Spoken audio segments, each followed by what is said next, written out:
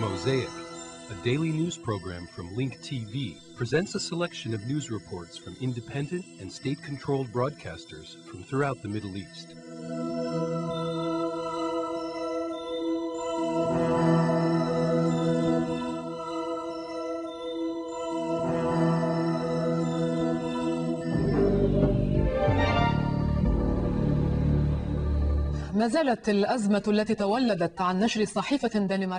The crisis created by the sarcastic caricatures of Prophet Mohammed, peace and blessings be upon him, continues to escalate. Denmark invited foreign envoys to Copenhagen to discuss the crisis, which continues to generate large-scale protests in the Muslim world. The Dutch foreign minister said he was concerned after many European papers decided to republish the caricatures, which may strengthen the Islamic boycott of Denmark. This comes as many Muslims are expressing their outrage. In Nablus, Palestinian armed men kidnapped one German to protest the publishing of the caricatures in a German art magazine. Some Palestinian factions even threatened to target nationals of certain European countries that allowed the caricature to be republished.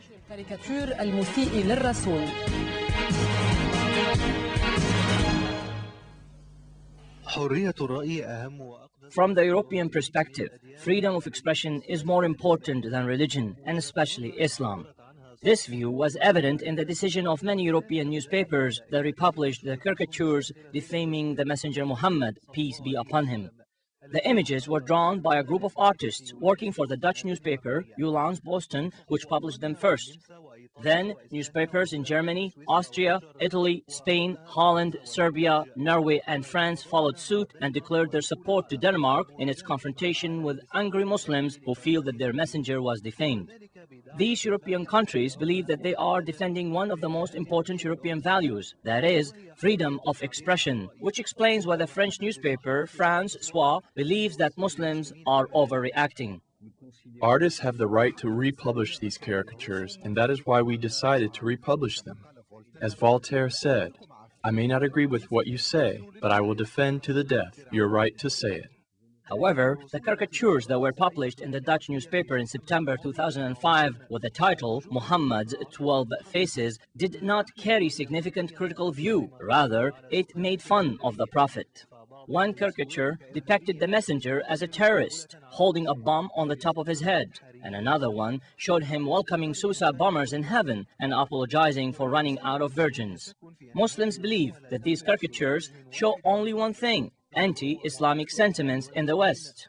The caricatures do not only defame the character of the honorable messenger, but also the religion of Islam. This explains why some groups decided to do more than participate in the economic boycott of some European countries. They threatened to target the nationals of these countries. Armed Palestinian groups raided the European headquarters in Gaza and threatened to shell it, while angry demonstrations continued in Arab capitals.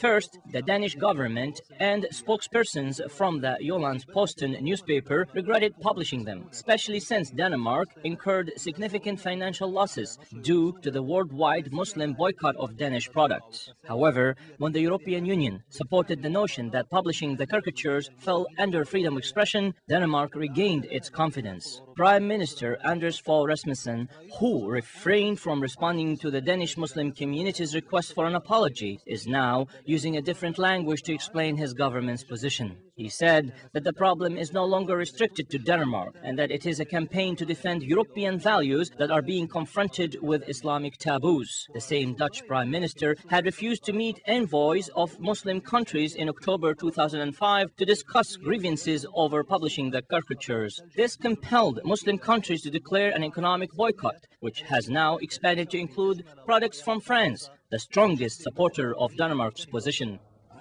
I came to tell the Imam of Paris Mosque about the position of the Prime Minister and the statement posted by the newspaper on the internet. The objective of the visit is to stop the crises from escalating and to create a dialogue between religions and cultures.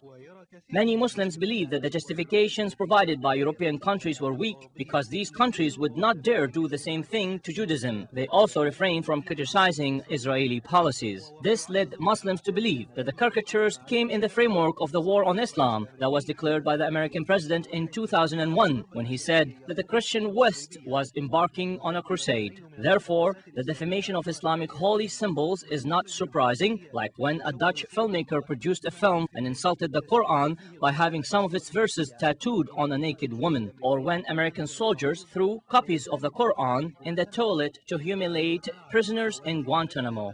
Not to mention some American attempts to change fundamental principles of Islam when they organized a group prayer that was led by a woman, with the justification that Muslims should learn the rules of gender equality. These repeated provocations will only fuel the fire of terrorism.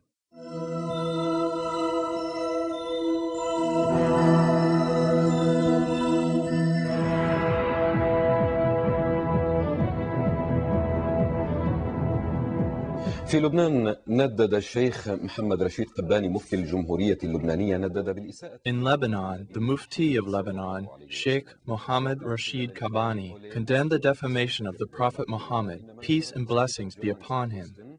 During a meeting with Ole Dagmarksen, the Danish ambassador in Lebanon, he said that what the Danish newspaper Jyllands-Posten published was a major defamation, stressing the need for the newspaper to acknowledge its wrongdoing and apologize honestly and clearly to Muslims. He said that the Fatwa Council would work with the Organization of the Islamic Conference to assist the United Nations in drafting a resolution that prohibits, criminalizes, and punishes the defamation of religions. In Iraq, hundreds of Iraqis rallied in the cities of Fallujah and Basra, protesting the publishing of caricatures that defame Islam in a number of European cities.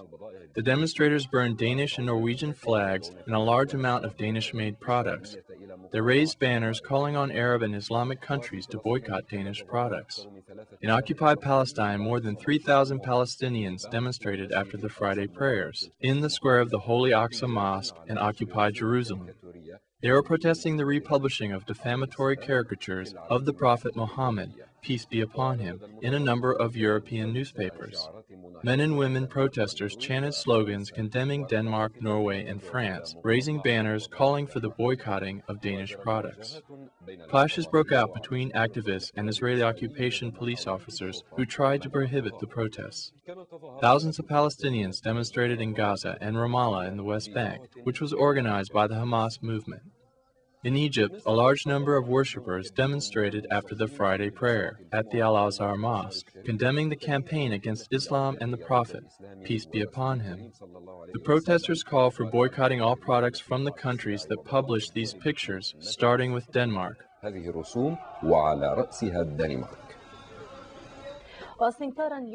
A number of Islamic Asian capitals and cities witnessed demonstrations condemning the caricatures that insult the Prophet, peace be upon him, that were published in some European capitals. وتستمر موجة الغضب العارم التي تجتاح الدول الإسلامية في آسيا. The wave of painful anger continues to increase in Asian capitals as more European newspapers are republishing the defamatory caricatures of the generous Prophet Muhammad, peace be upon him. In the Indonesian capital of Jakarta, about 300 stormed the building that houses the Danish embassy, where they tore apart the Danish flag and destroyed lamps. They scattered the objects around the area, protesting the defamation. However, they were not able to get through the security line into the building. After the Friday prayers, almost all Iranian cities witnessed massive demonstrations, protesting the publishing of these offensive pictures. They chanted slogans denouncing the defamation of Islam and Muslims, calling for the boycotting of Danish, Swedish, Norwegian, and French products. They called on the Islamic nation for unity and solidarity to face the conspiracies and plots against Muslims. In Afghanistan, President Hamid Karzai condemned the cartoons and the republishing of the caricatures. He said to reporters that we as Muslims are asking for tolerance, and that means stopping the republishing of these caricatures which humiliate Islam. In Pakistan, President Pervez Musharraf condemned the mocking caricatures, which he considered as an insult of Islam. The opposition Islamic groups organized protests after Friday prayers. The Pakistani Religious Scholars Council called on the government to consider taking economic and political measures with the aim of preventing these uncivilized acts by Danish newspapers and other European media against Islam. In Bangladesh, hundreds of people protested in the capital of Dhaka in front of one of the main mosques in the city, protesting the publishing of these pictures. One of the protest organizers said that all the Muslim countries were shocked and angered by these pictures. In Malaysia, the main Islamic opposition party organized a protest outside the building that houses the Danish embassy in Kuala Lumpur. يضم السفارة الدنماركية في كوالالمبور.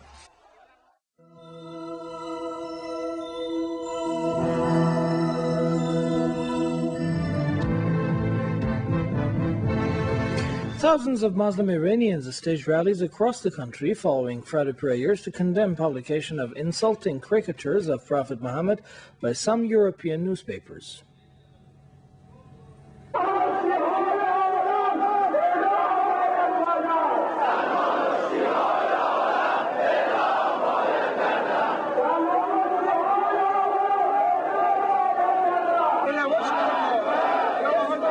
Meanwhile, demonstrators released a statement to call on the Danish government and the newspaper behind the measure to offer apology to Muslims worldwide, which, as the statement reads, would be the least they could do to compensate for such an unforgivable insult.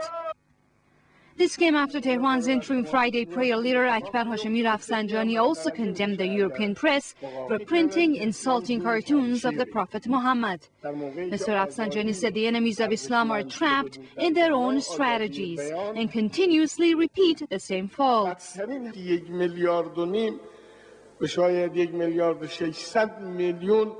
There are nearly 1.6 billion Muslims around the world, all furious at the insults of the European newspapers to their Prophet Muhammad. Muslims' anger has surged at the publication of a sacrilegious cartoon at a Danish newspaper depicting the Holy Prophet of Islam, Hazrat Muhammad. While protests against the move are mounting among Muslims, Norway, France, Germany, the Netherlands, Italy, Spain, and Switzerland have reprinted the desecrated drawing of the Danish daily, considering it as an instance of freedom and right of press. The Secretary General of the Persian Gulf Cooperation Council, Abdurrahman Al-Atiyah, has stressed that freedom of expression is the basic rights of human beings, but the freedom should not be used as an assault on the religious beliefs. Disagreements over the draft resolution prepared by the Europeans led the 35 members of the International Atomic Energy Agency's Board of Governors adjourned, making a decision on Iran to the Council's Saturday session.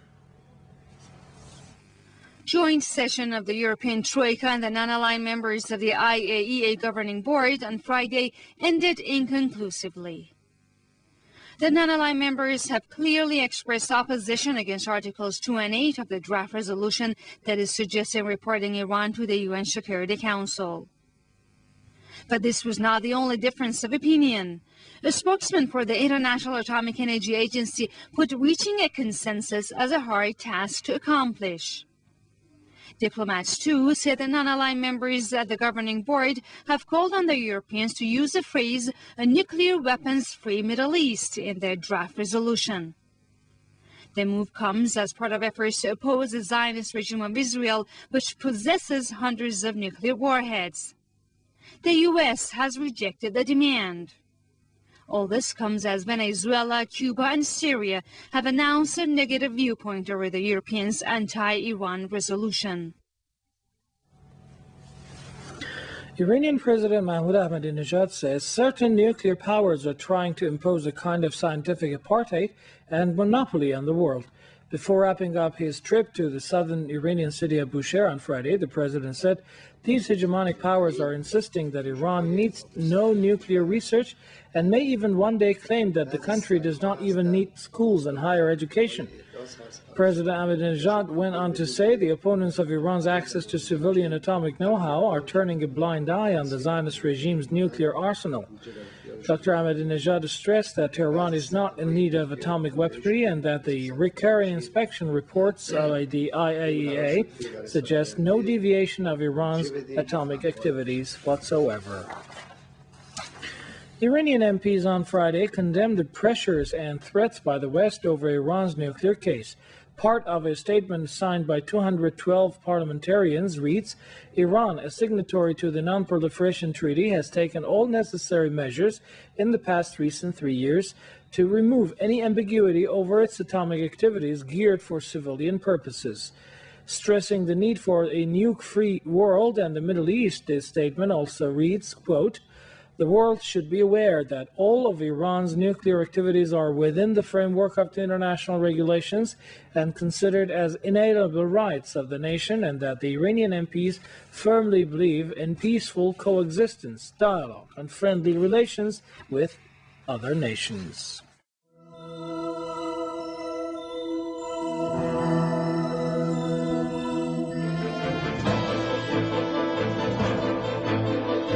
Police used stun grenades to disperse hundreds of Arab youths by Damascus Gate outside Jerusalem's Old City today.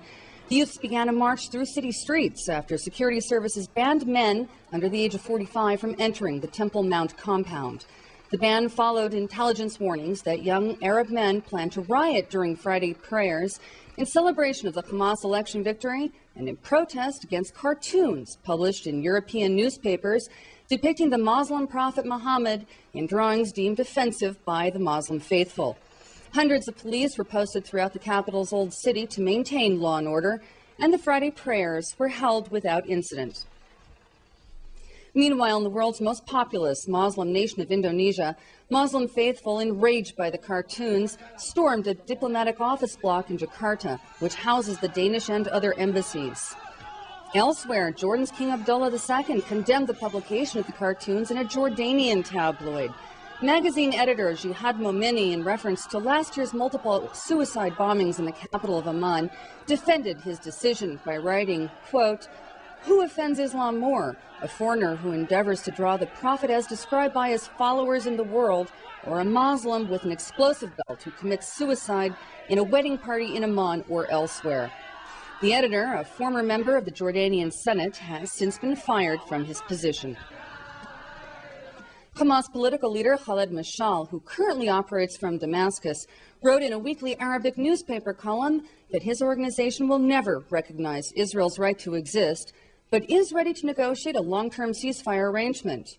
Meanwhile, the American consul in Jerusalem, Jacob Wallace, said that the United States is concerned that Hamas may receive financial aid from Iran. Meanwhile, newly elected Hamas legislators organized a huge cleanup operation in the Gaza Strip today. Thousands of Hamas members took to the streets, armed with shovels, brushes, and other supplies. The new leaders were intent on depicting themselves as a new broom, intent on sweeping out the past. 3,000 men and women clad in Hamas green cleaned gutters, pulled down dozens of outdated campaign posters, and whitewashed graffiti-covered city walls. Hamas leaders said that the street sweeping was a good place to start in improving the general situation in the Palestinian territories. Actually, we should cooperate with each other so as to make our situation much better and develop cleaning our streets, especially after the election campaign. International law entitles Israel to pull back to what Jerusalem considers to be secure and defensible borders, even if it means annexing substantial, though sparsely populated West Bank territory. This, according to renowned Harvard law professor and jurist Alan Dershowitz. Dershowitz spoke with IBA's Dan Diker this week in the second of a three-part series. I think Israeli Jews have the right, and Jews everywhere, American Jews, any Jews have the right to live in the birthplace of Judaism and really any other place in the world. I think the need is for a pragmatic peace, to put the ideologues on both sides to the side. Unfortunately, the ideologues of the Palestinians have won the election, whereas the ideologues in Israel are not today mainstream. The pragmatism is moving everybody toward the center. My proposal in the case for peace is for a pragmatic resolution, a compromise resolution, consistent with UN Resolution 242, which I played a tiny, tiny little consulting role with Arthur Goldberg in drafting. And that resolution contemplated minor territorial adjustments in the interests of Israel's security. 8%, 10% demilitarized zones in the Jordan Valley. So what you're saying basically is that Israel's entitled to defensible borders in line with the Alone Plan of 1967. I think the Israeli generals should decide what is the best security border for Israel. The security border for Israel need not be the same as its political border, and the security barrier should be placed at a place which maximizes Israel's security, and pragmatic resolutions should be adopted whereby the major settlement blocks, obviously the Etzion bloc and Ma'aleh Adumim, are part of Israel and will remain forever part of Israel. And the Palestinians understand that, and every reasonable Palestinian negotiator understands that. But other settlements are going to have to be dismantled. It'll be painful. It'll be giving up rights in the interest of peace. But, Pikuach Nefesh is a central element of Jewish philosophy, and life's more important than land.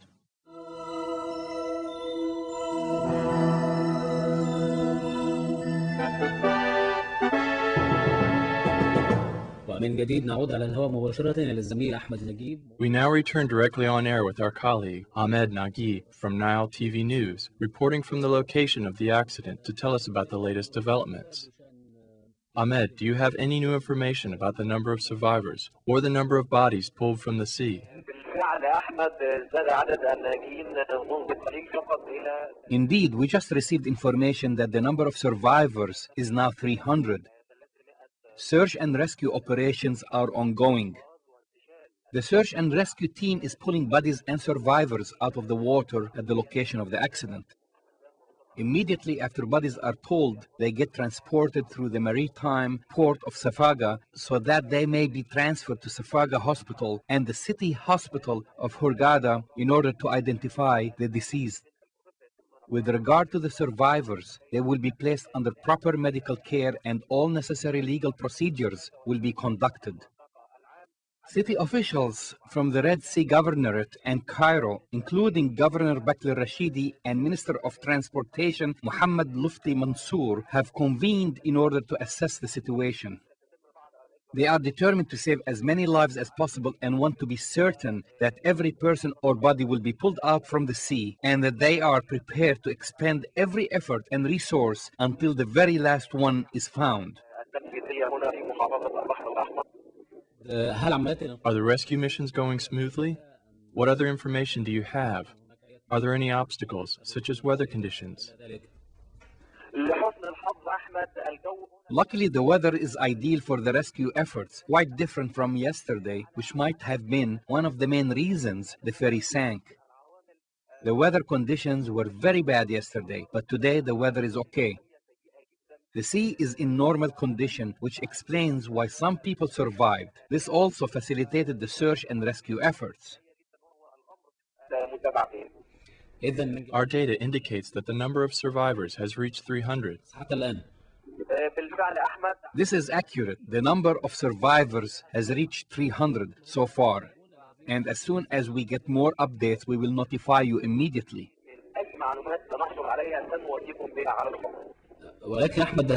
Ahmed, can you tell us the number of bodies that were found?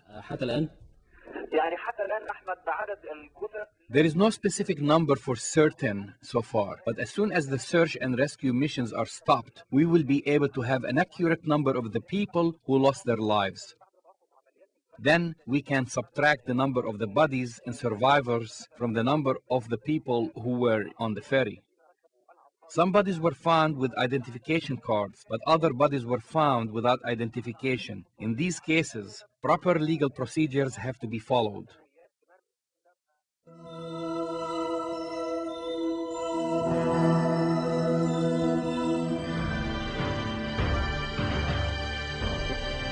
On the ground, 4 American soldiers were killed in 2 separate attacks in Iraq.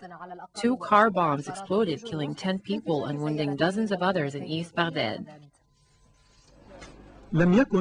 These children did not expect to be woken up by a rocket blasting through the walls of their houses, killing another child or a family member. Even if no one dies in such attacks, homes and transport trucks are destroyed, depriving many Iraqi citizens of their means of livelihood. The Americans came in their planes at 1 o'clock in the morning.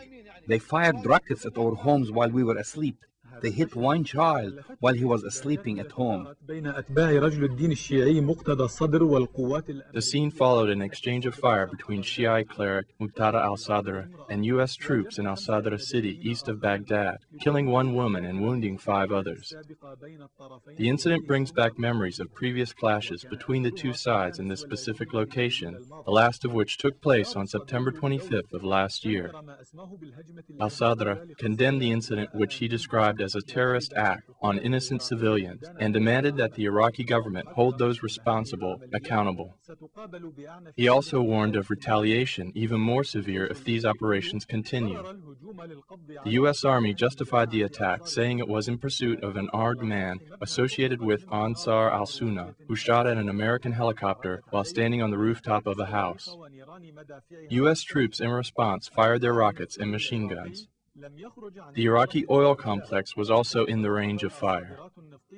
Oil exports from the northern fields of Iraq were halted after unidentified insurgents fired mortars at the pipeline which transports oil from the northern fields to the Ceyhan terminal in Turkey.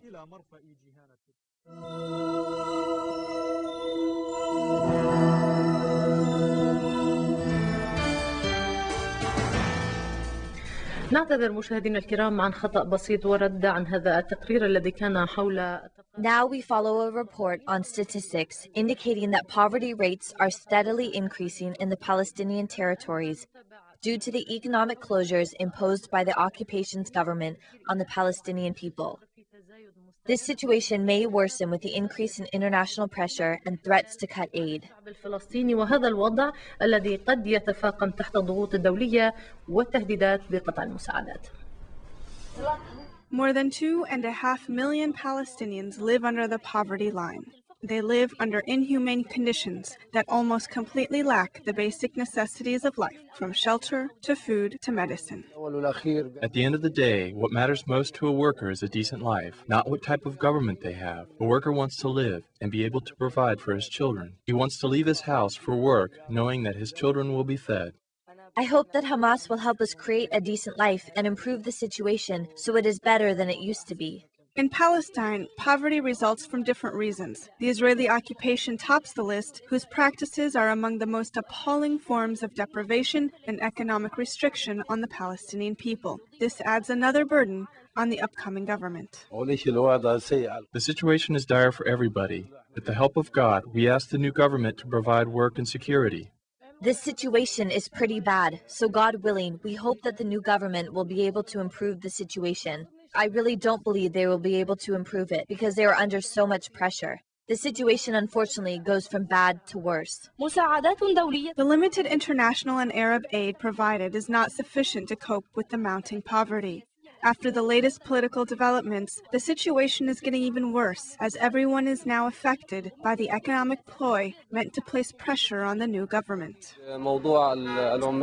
Certainly, the subject of workers' poverty and unemployment, which greatly affects the Palestinian people, is among the priorities and concerns of the Hamas movement. I don't believe that the Palestinian people are living in a crisis, or that Hamas is in a crisis. It's the international community that is living this crisis.